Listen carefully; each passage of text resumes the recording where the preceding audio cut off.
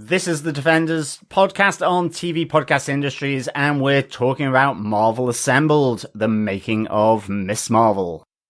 For Kamala, she's looking up to all of these heroes who look nothing like her, and yet within her own family was this very, very powerful woman who is the source of all of her strength and her power. And obviously that's the message of the story, is look towards who you are, look towards your lineage, your legacy. There's power, there's strength in that, and but make it your own.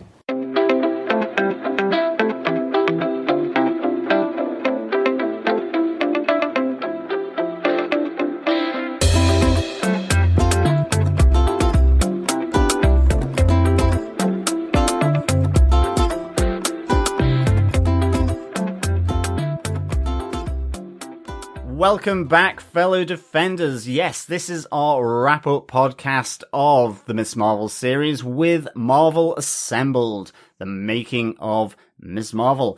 I am one of your marvelous hosts, John. And rounding out this dynamic duo, yes. I am Chris. Yes, Derek can't be here with us for this wrap-up, so it is just Chris and myself. I guess I'm Kamala Khan and you're Cameron. With our hard light theatrics. I was more going Bruno. Okay, mate. Yes, Bruno.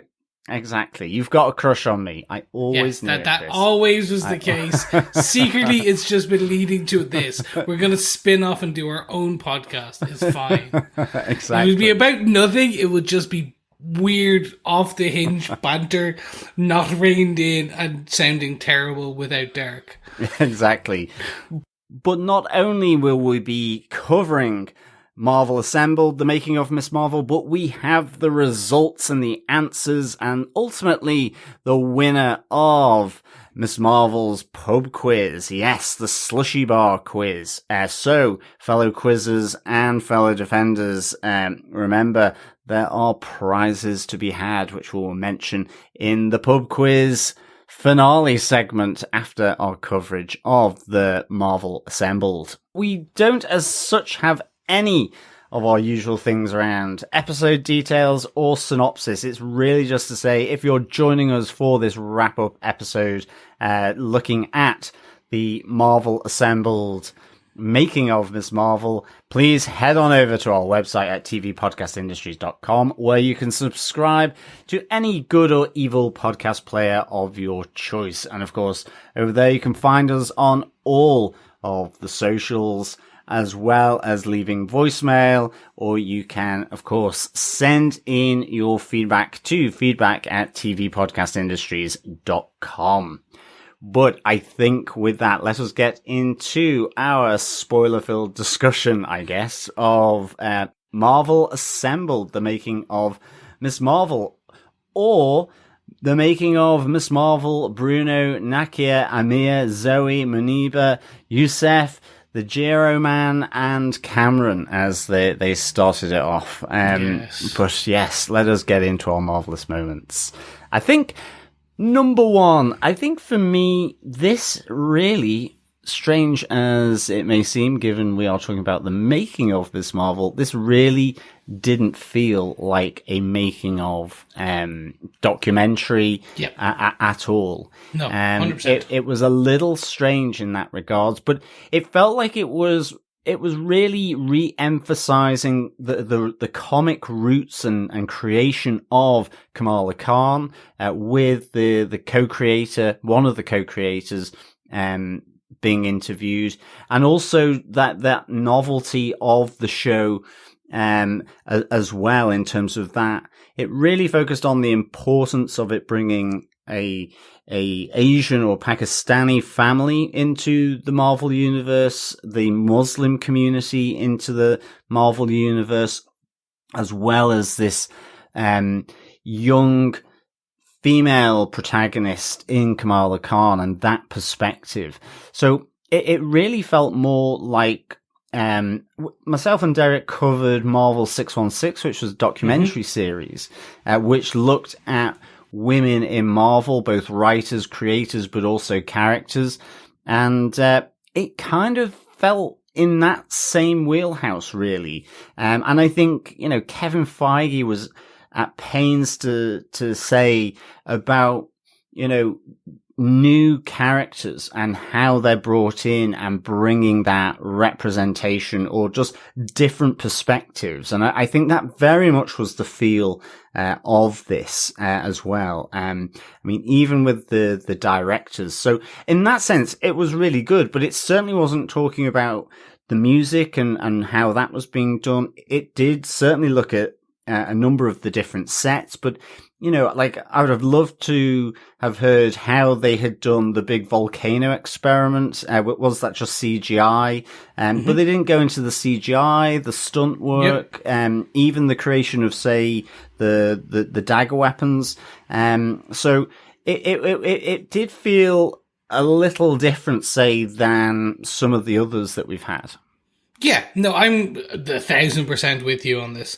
For me, more and more of these assembled are starting to feel like extended versions of the TV spots, featurettes that they put out on Marvel.com or the Marvel YouTube channels, where it's essentially like, for the films, they do the behind the scenes, little mini 5-minute around X or Y, and it's like a talk to camera shot, and then you see some behind the scenes. Yeah. You see it, but they don't go into the like, what I would like to call the nerdy details that we were kind of like, yeah, we want to know more about what did the composer do? How did they move? Very much remember WandaVision's level. Yeah. Where we actually end up having a lot of those, like the composers sit down and tell us about their thoughts and how they move from X to Y. This more and more, and hold on, taking a step back, I absolutely love that they did focus on the representation aspect of it, because that is so important. We've seen this back through the Black Panther days when that came out and how big it was from a cultural perspective, an international perspective, for the diverse range of people to feel that they are represented in Marvel MCU. Yeah, exactly. And seeing Muslim families, Pakistanis, young teenage girls, like bringing that diversity and inclusion in is huge, because they suddenly have their superhero. And I remember with Kamala Khan in the comic books, like seeing people go, oh, that's me. Like that is me there in the comic book made flesh. And from the 616, you saw people talk about how X woman or Y woman as a superhero made them feel represented. And I had that with Spider-Man for years. So it's nice to see other people have that.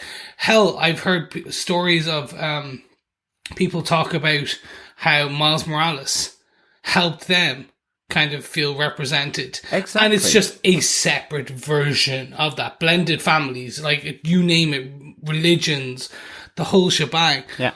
The downside, and because it comes slightly, which is it feels somewhat pat on the back-ish, which is, and the only reason I say that is like, we knew this was important, we knew this how great it was, and it was great for them to focus, but in a making of, quote unquote, there was less making. Definitely, and like you say, there's been a lot of that sort of released already, and I think,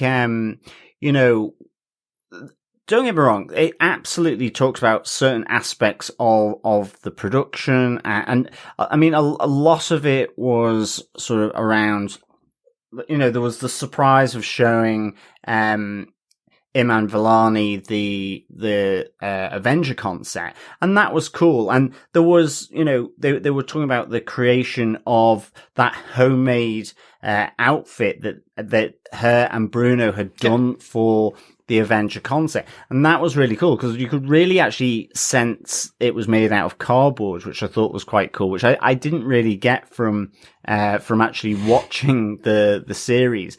But I think it's more just the balance. Yes. And I think if you feel that you've seen a lot of the stuff previously, then, you're kind of wondering, okay, what's going on here? So it's more that I think possibly they just got the balance slightly wrong. However, having said that, I thought what was really good in this was just how the casting agents, the writers, really hit the nail on the head of just the perfect fit of Iman Vellani yes. as Kamala Khan. I mean, in a sense, though, I wanted more because, you know, there was all this background about how, you know, she loved this character. She had done her own cosplay, which was really cool. I thought it was really interesting. And then I was thinking, this just sounds like one of those perfect moments in time that very few people get, were a complete fan of this comic series who, like, that's the thing. I don't know. Does she have formal acting training, or is it just that, you know, with that generation being used to being in front of cameras, possibly, you know, doing all that stuff, that she was comfortable with that? Because I got no sense of that aspect of it. It felt like Iman Vellani is a huge fan of this character, Kamala Khan, and Miss Marvel, ended off just embodying it. And that's all I got from it. And if that is, that's really amazing. But it just wasn't kind of confirmed to me. And I think that though was really, really interesting, because all the way through the series, Iman Vellani for me was pitch perfect as Kamala Khan in terms of just how she reacted to her family, especially like her mum and dad and her brother. I loved just within the social groups outside the family, really, really good, and just how she grew. And I thought she did a really good job on that. So it would have been nice to have gotten some more from that. I think as well, the other thing that I did like about this emphasis on how well everyone fitted together was they really didn't shy away as such from the COVID filming here. They really emphasized that. And actually, I wonder why just the whole group of friends, like with Kamala and Bruno and Nakia, as well as then with the family in terms of Mia and Maniba and Yusef and Kamala and all these different social interactions, they felt so natural and real. And I wonder if the fact that they lived and worked together, you know, they said about they were sharing apartments and that they were hanging out afterwards, is that why this cast felt so good together and really bonded? And that just really kind of added that kind of unknown to that sense of being a family, a community, a group of friends, and that perspective. I thought that was really interesting, because they really emphasized that COVID filming and sort of the bubble isolation of the cast together in apartments. And as such, I wonder whether that, you know, so often we say that COVID has removed something from the acting process, but given how central these different social groupings were, I just think it probably added a significant amount to it. Yeah, no, I'd agree a lot on that. I think COVID has been just a detraction for a lot of the shows we've seen and read and we talked and watched, and we've even talked about how, sometimes we actually covered a very similar topic in Umbrella Academy, where we saw it was some of the scenes were obvious of the way that they wrote around it because of COVID restrictions. Like, it was all groups of 2s and 3s, and it was very no extras and things like, and we talked about how that, but the writers used that. Here we also see the actual, it had again a similar positive effect on the show, because like you said, like, you could see the friendship between like Kamala and Bruno, the two actors, like Definitely. that they actually got on and they had a bit of crack. It does help that Iman is a complete nerd. Like, she has burner accounts on Reddit where she talks about MCU, because she obviously, once she signed the contract, she could no longer be herself. So she ended up creating burner accounts to talk about the MCU, and also like to be able to like talk about comics and still get all her information. So I was like, okay, so she is one of us. She has enjoyed these things for years. It just so helps that she is also a fantastic actress as well. It just kind of, you're like, these people who are multi-talented, you really got to annoy them. Exactly. So yeah, I enjoyed how this all kind of came together.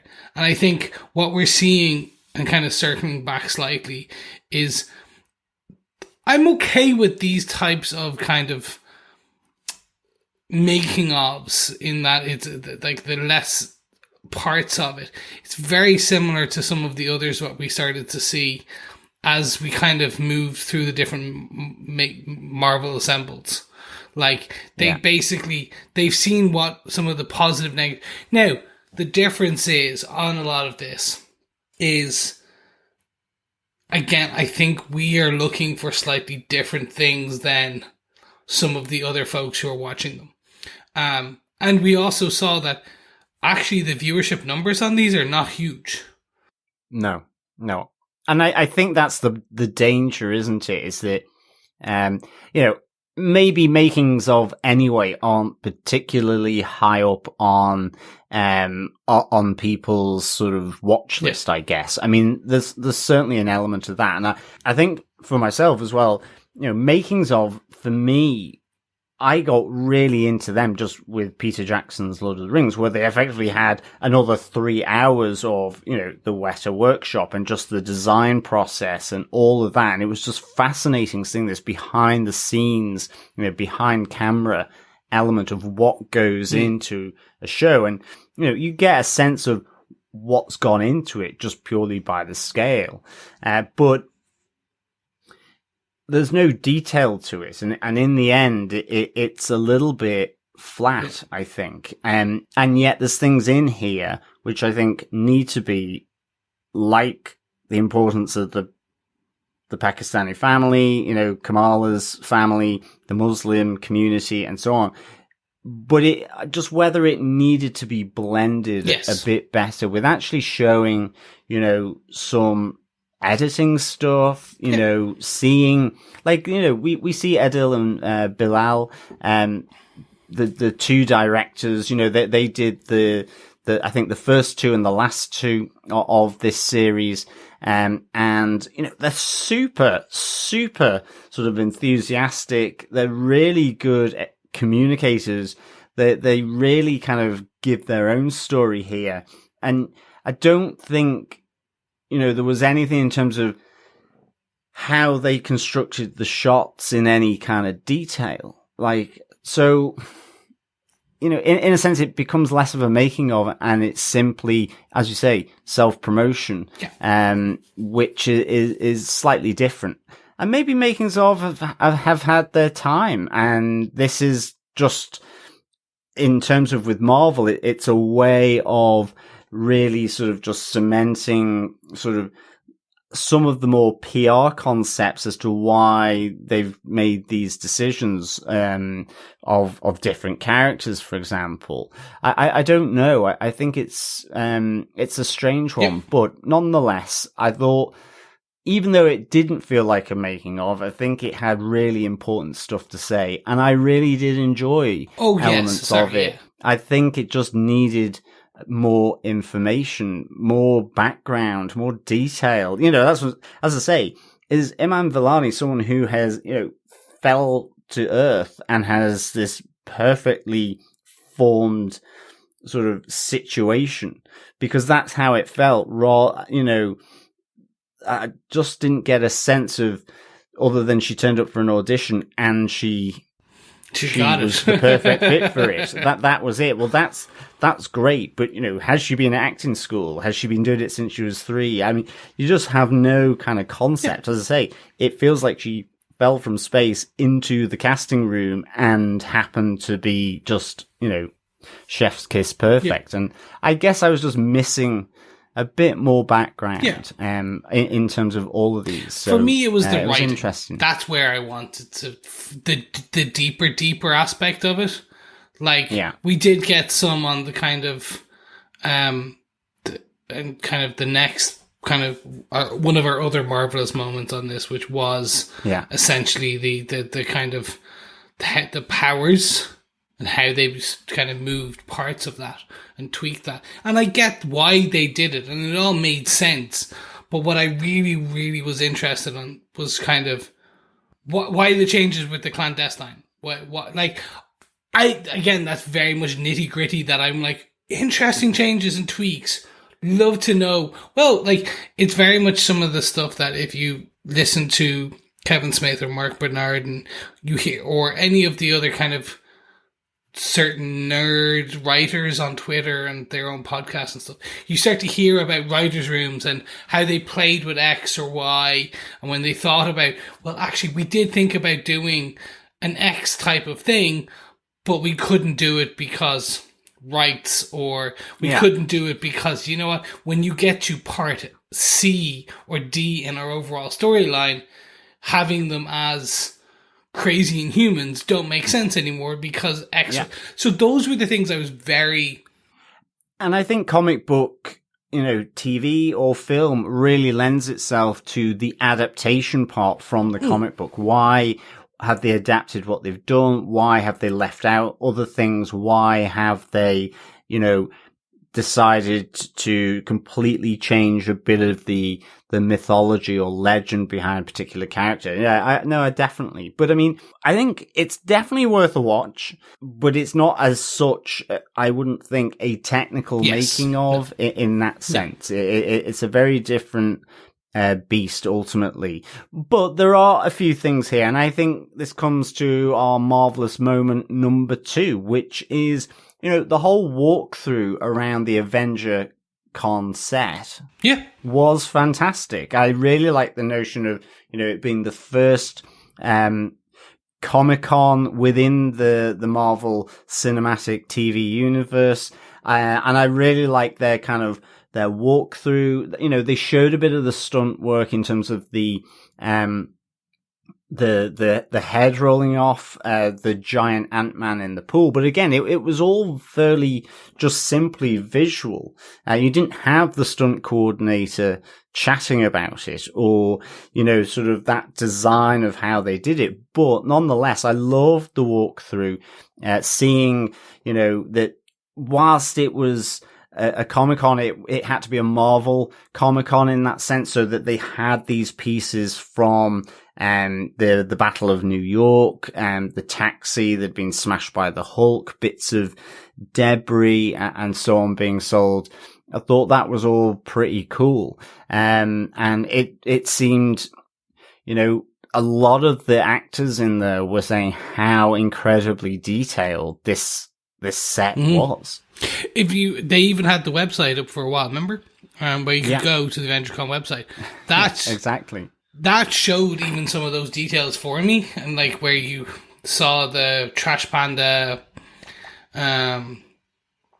was it the stall, where you could get like rockets, and the signs. So like the level of, like, that's the kind of thing, if they took that on tour around the world, like they'd make buckets. Awesome.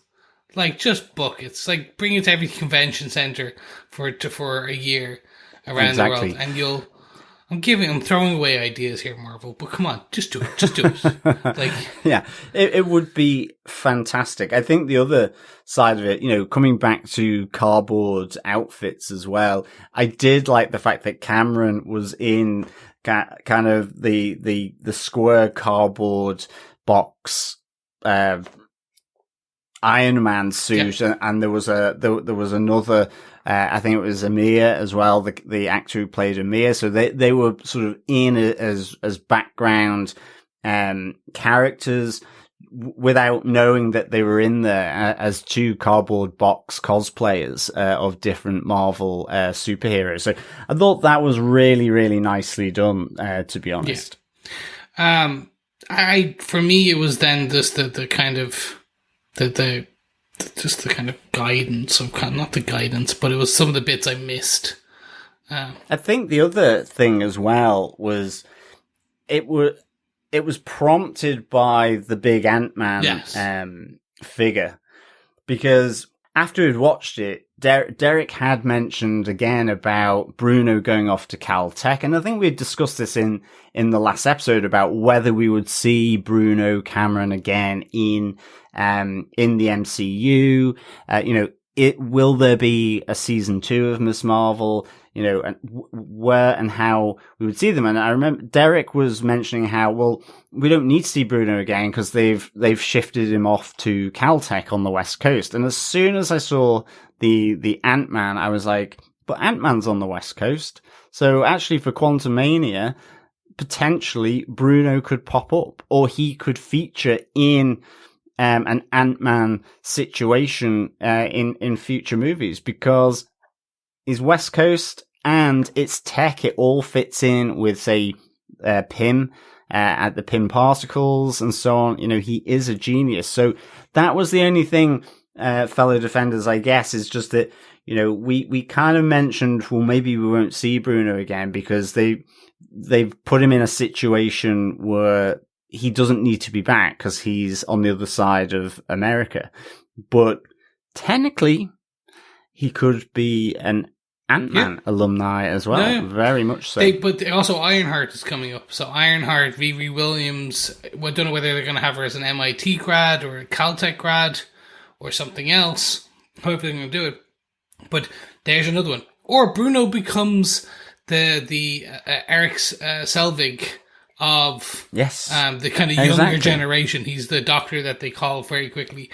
The other aspect is we're always talking about the young Avengers. That how that potentially might blow up. And I made jokes about, oh my God, they might do West Coast Avengers because they're talking about Wonder Man now and things like that. They could just do the Young Avengers on Disney Plus literally on the West Coast. Like the Avengers set it up, like they bring in one or two big names like a Paul Rudd. He runs it, and it's a kind of bit more comedic. You then bring in Miss Marvel, you bring in Kate Bishop, you bring in XY Stature, who is Ant-Man's daughter. You bring in all those, and then you've got a Young Avengers / West Coast Avengers thing. It can be a bit more comedic, a bit younger, and that could quite work. And then Bruno's there anyway. Absolutely. I think he'll be the Natalie Portman. I think that's what's going to happen. He'll be the Ned to Spider-Man. He's always going to be there. They'll find ways to work him in because he is the foil to her kind of humanity there. So, yeah. Well, I really hope that as well he is in, even if it's just very briefly, or whether it's at the start or even later because Kamala needs some advice or some help, that he's in the next Captain Marvel. Yeah, the Marvels. Yeah, that's going to be interesting because we do have the Disney Day coming up. I think it's like D23 or D26 or something of those. And that's where we're going to have more trailers. We're going to have more project information that they're doing. And I think we'll probably get views on the Marvels in that, or at least in the Disney stake, the shareholder meeting, one of them. And in that, I think, okay, now this is where it's going to be interesting because he may be in just the beginning. He may be her phone a friend. Exactly. I need to talk to someone. So we'll see. Yeah, exactly. I think, I think that is something we'll hopefully keep our fingers, legs, and toes crossed to see, more of these characters because we did really like them. But I think, the Avengers concept just came across as being pretty epic, really detailed, and again, I just like to have poked around a bit more in how some of these things were made. Was that the taxi from the actual set? The actual set. I mean, I'm guessing it was, but I don't know. So I thought that was really kind of interesting. But I think keeping with the different set theme of this Marvelous Moments, I think that brings us on to our Marvelous Moment number 3, which is the Red Dagger set. Ultimately. This is the one I don't think we'll see ever again. I don't know. And it's a real shame because it was probably the most intricate of all the sets. I mean, I again, the crew and the designers that dress these sets probably might argue it's more difficult to do a family home given how much stuff homes just having them and random stuff, you know, whether it's a newspaper on the coffee table and the things that kind of give reference to the actual characters, where this is kind of like, you know, it's a lair, isn't it? It's quite clean. It's almost like a laboratory. But I thought this was a phenomenal set. It just, in terms of sort of the old fashioned magnifying glass, but then how that with the kind of supernatural tech almost of the vapor, sort of representation of the Nur, and the barrier between where the clandestine are from and then our world. I thought that was really cool. But what I thought was really interesting about the Red Dagger set was, you know, how they entered into it, through the Chinese restaurant, the kitchen of the Chinese restaurant. And, you know, the actors were saying how they thought it was just simply going to be a cut and then we'll, you know, set up and it will be in a different location. But they actually did a kitchen set kind of, I guess, at right angles to the Red Dagger set, so that when they pushed it through, it was there open for them and they walked through it as though it was a real life set. And I thought that was kind of really interesting because just how that helps an actor, sort of the amazement, at least for Kamala, this is her first time of going into it, and it's just revealed in that way. And you walk down the corridor and into that chamber where you have all the different books and the library and so on. So I thought that was really interesting. Yeah, no, I completely agree. And it was cool to see it because you could see the kind of, for me, I was like, yeah, you would expect them to do the card cut. And it's like, and turn, and done, we're in, oh my God. For me, it's just a shame because I don't think they spent enough time with the daggers. Essentially, we got, one and a bit. That was it. And interestingly, on the set, with the making of, the table in the middle of the chamber had red daggers emanating it underneath the glass, which I just didn't see in the series. You know, and occasionally with these makings of, you would have, you know, the detail and they would focus on that, given, I guess it's, you know, I'm calling it the Red Dagger set. It was the Red Dagger headquarters that, you know, you didn't see any red daggers as such, during the series. And yet, in the middle of that room, there was this table with sort of radial red daggers going out from the center. And it looked really, really cool. Yeah.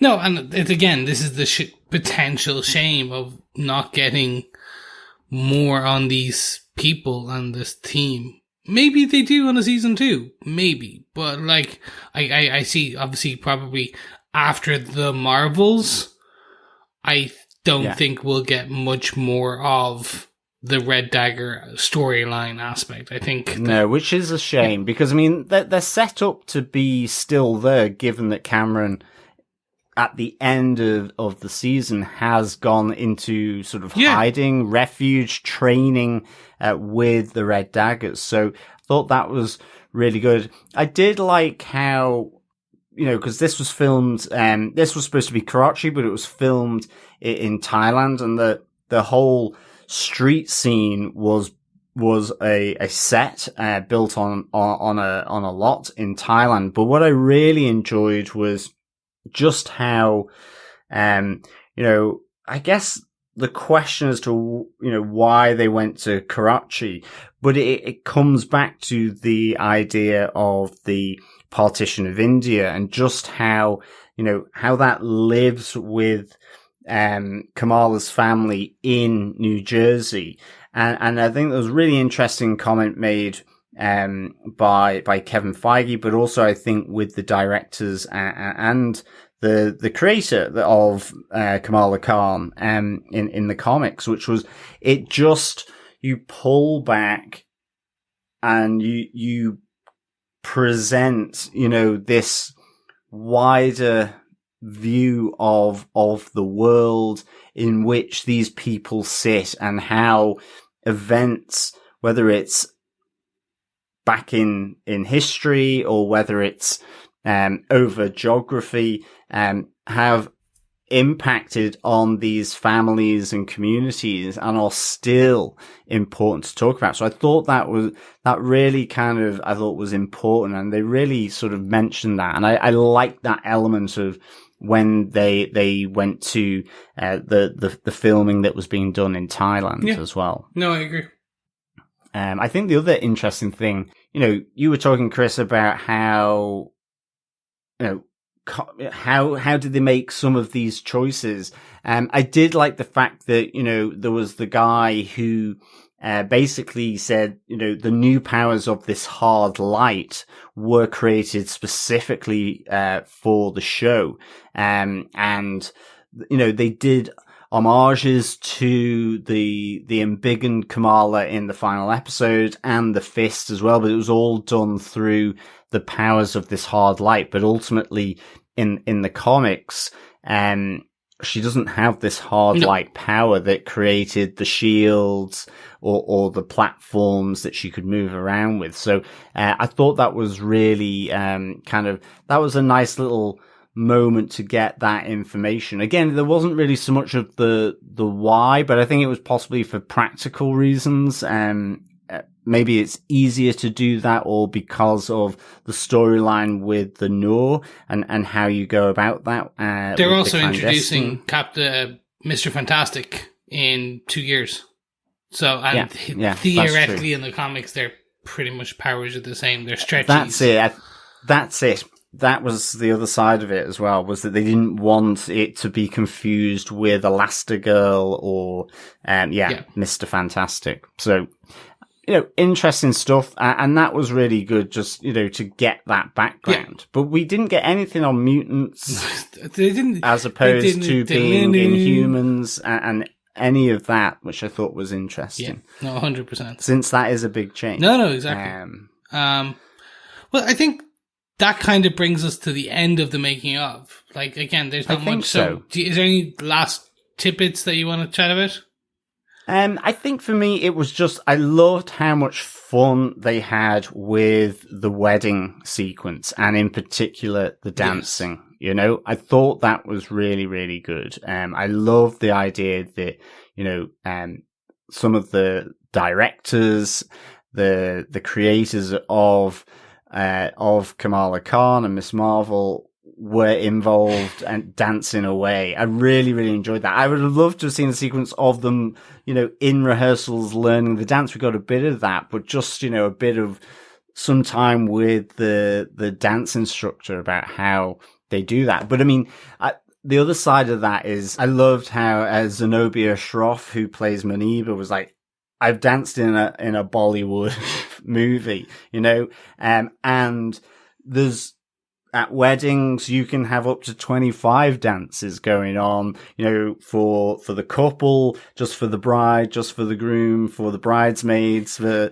the best man and the groom, for everyone, the aunties all get. So I kind of really love that sort of dive into the fun and just the importance of it. In ceremonies, wedding ceremonies. I thought that was a real nice little touch. What about yourself, Chris? Nothing major. Overall, I'm I wanted to ask you, do you defend the series as a whole? I absolutely defend the Miss Marvel series, for sure. To the point where, the assembled and making of Miss Marvel focused on the stuff that actually did really make this whole series for me, in terms of seeing this young female from a Muslim community, from an Asian family, and, as I say, chiming in so many ways with Peter Parker and Spider-Man for me, and to have all that with a new character for a new audience, for a new generation, in a sense, I think was really important.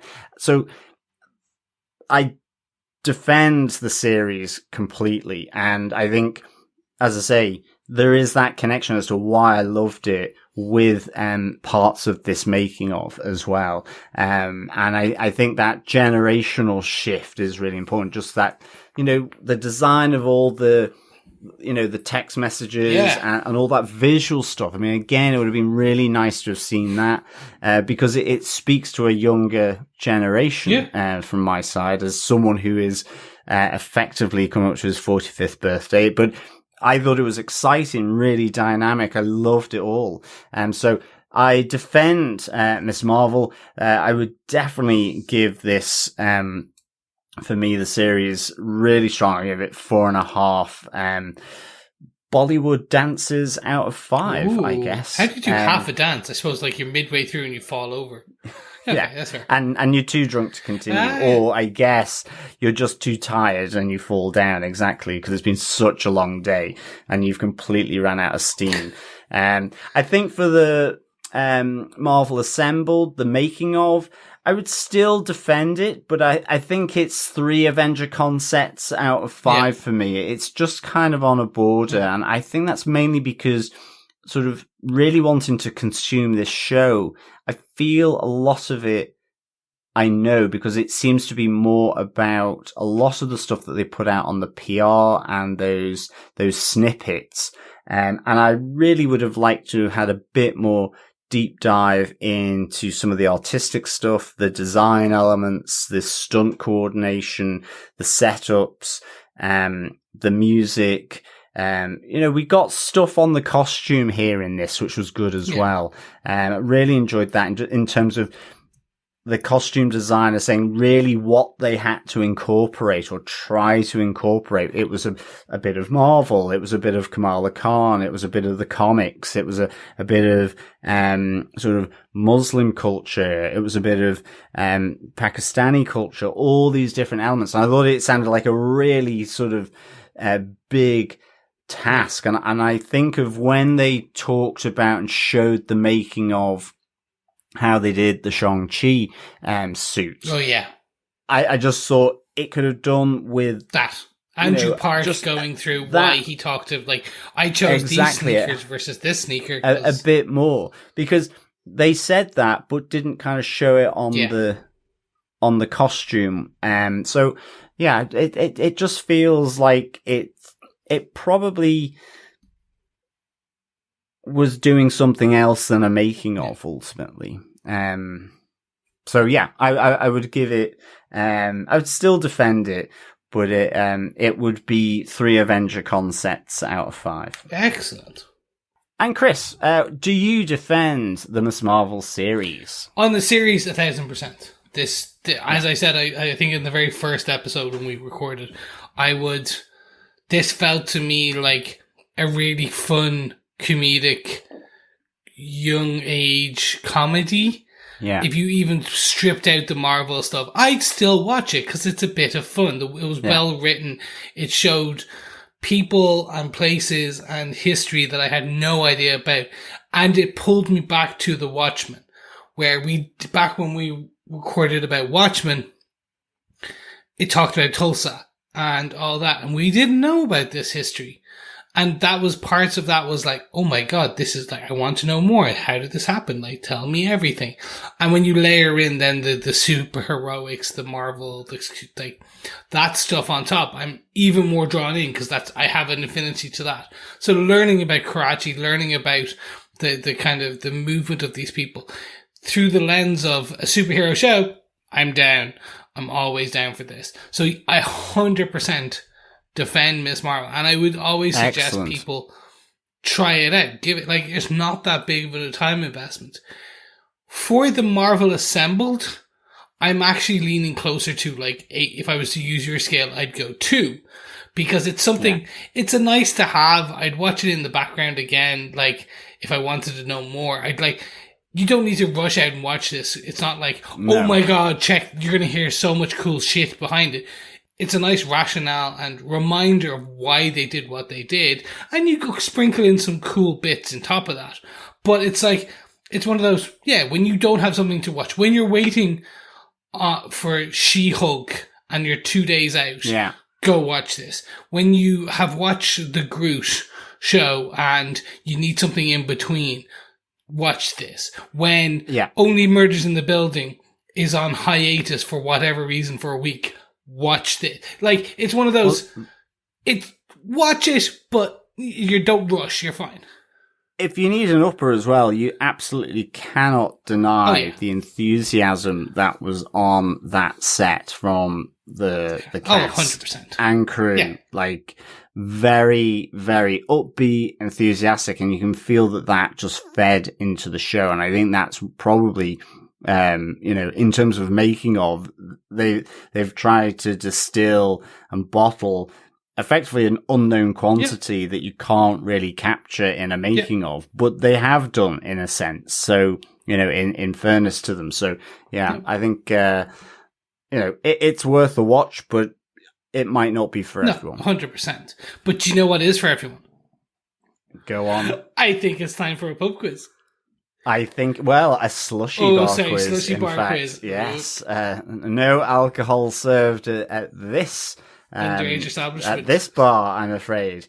Yes, fellow defenders, fellow quizzers, it is that time where we wrap up with our Slushie Bar Quiz that we were doing over each episode of our coverage of Miss Marvel. So we had 6 episodes, which meant 6 questions. And the prizes for the winner is going to be Volume 1 and Volume 2 of Miss Marvel, the collected editions. So that is Volume 1, No Normal, and Volume 2, Generation Y. And they're great. Yes, our fellow quizzers and defenders who have entered, we have 7 contestants here that have gotten all the questions right and are in with a chance for the prize. But let us recap over the questions. Chris, do you want to start us off with question 1? Question 1. What is the name of Kamala Khan's blog production company? It is, of course, Sloth Baby Productions. Very good. Question 2 from episode 2. When Kamala Khan has a call with her nanny, why does her grandmother have to end the call with her? The answer is she has to get mangoes from the Mango Man. Yes, it's not a Del Monte man, it is the Mango Man. Question 3. What is Mr. Khan's special synthetic treat? No. Don't go dirty, people. The answer is Hostess Cherry Fruit Pie. Yes, it is more plastic than cherry fruit, I'm guessing, on that one. It's probably like our Angel Delight back in the day. No, it's actually made out of Hostesses. Not even cherry or pie. It's made out of 100% Hostesses. That's a little cannibalistic. But let's move on to question 4. Kamala's flying teddy bear is actually what? It is a napping pillow. I need one of those. I know. Who would have thought that we would, at our ripe old ages, suddenly realize the need for a napping pillow? Question 5. What is the meaning of Aisha's name? The answer is She Who Lives. Yeah, cool. I really enjoyed that in the series, just getting the meaning of her name. Do you know your meaning, Chris? What does Christopher mean? I'm going to jokingly say nothing. Probably it's gonna be like, I know there's a Saint Christopher who's the patron saint of travelers, so kind of the people this patron saint of people who travel. Excellent stuff. Excellent. And finally, fellow quizzes, question 6. What does Sheikh Abdullah call Agent Diva as she enters the mosque to search for Cameron? The answer is Miss Agent. Ms. Agent. Yep. So yes, there we go. So those fellow quizzes who are in with a chance are Filippo Florencio, Dr. Bob Phillips, Brandy Elise Anderson, Isadora Maya Souza, Will Walton, Adam Downing, and Stephen Sherman. in with a chance to get volumes 1 and 2 of Miss Marvel's collected editions. Yes. Chris, would you please like to put the numbers 1 to 7 through the Google randomizer? Yes. Hey, Google, randomly pick a number between 1 and 7. Here's a random number, 4. Excellent stuff. And the winner is Isadora Maya Souza. Thank you so much, Isadora. You are the lucky winner of the draw.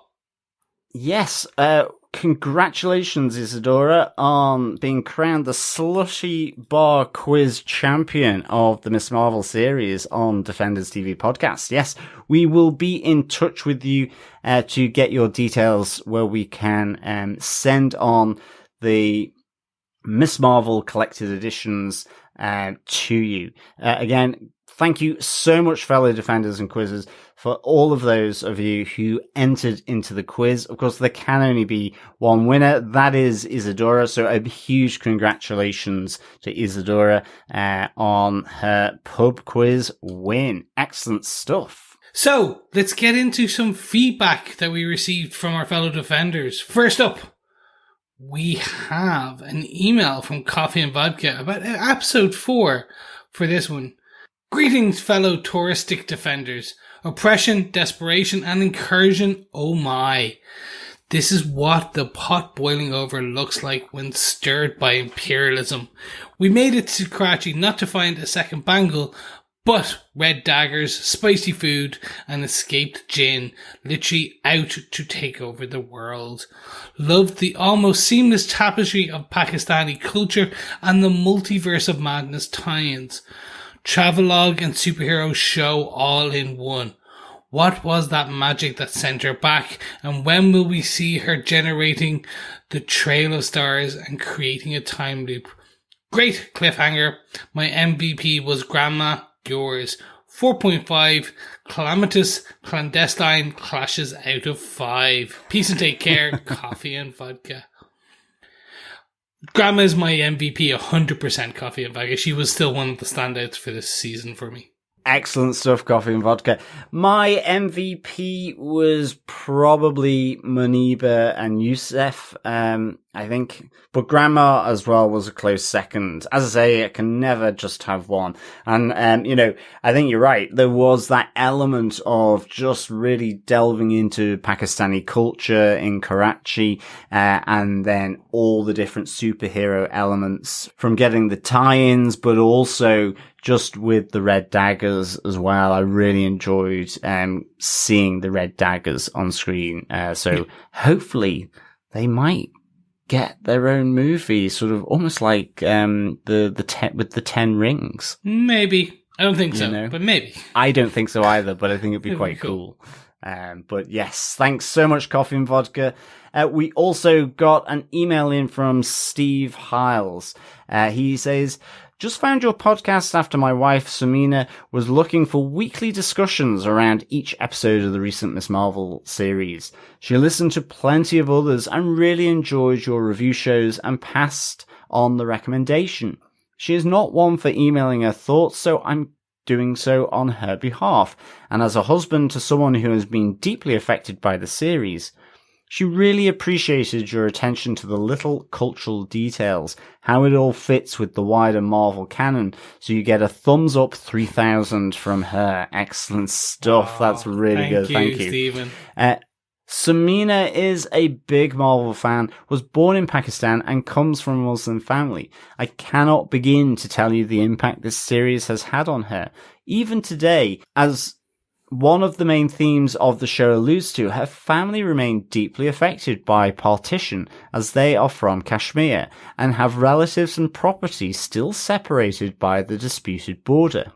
She avidly consumed the Miss Marvel comics after I bought her Miss Marvel #1 a few years ago and waited in hope that the series would hit just as hard. And it really did. The colourful, cartoonish daydream world of Kamala mixed with authentic representation of family life, language, music, culture and history was so unique for her to see. She watched each episode with a tear in her eye. Episode 5 especially brought back memories of the village she visited as a girl around Kamala's age.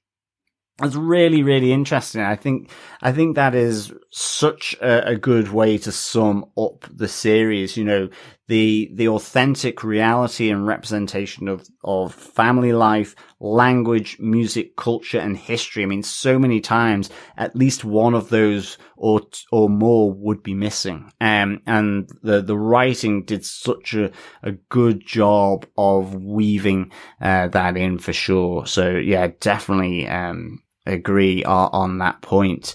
Steve Howes continues, the resonance of all of this is all the deeper for her own Miss Marvel origin story. She was diagnosed with a serious illness around the time of the release of Captain Marvel.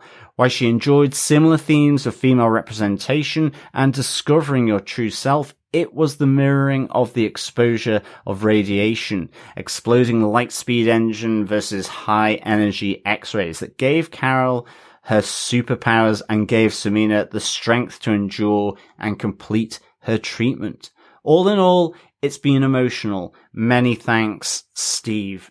Thank you so much, Steve, for sending in your email. I think, I think having that personal sort of journey and it being rewarded as well through how it's portrayed, in terms of what is meaningful to you, but also in terms of how these types of art, culture, like comics, can really mean something quite deep, quite personal, and can really give you strength and courage at moments in your life when you need it, as something to sort of tether to, I think is really important. So thank you so much for sharing that, Steve. Yes, thank you so much, Steve. It means so much to have your feedback, but also to know that Samina enjoyed our show. And that's the one thing we will always do to our fellow defenders is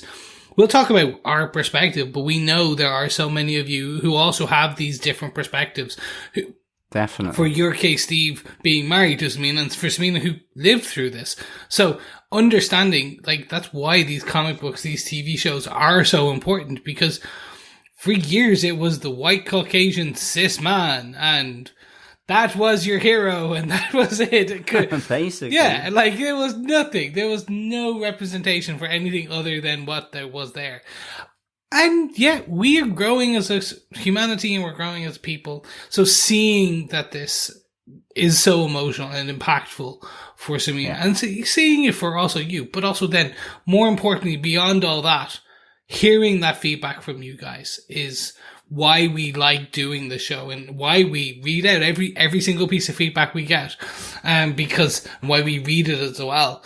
Because knowing that the thumbs up 3000 from her and you is amazing, but then also hearing how a show about, let's face it, a mutant girl from Jersey, and how that impacts, and someone like Samina who was born in Pakistan and it has a similar kind of history. That's the interesting thing.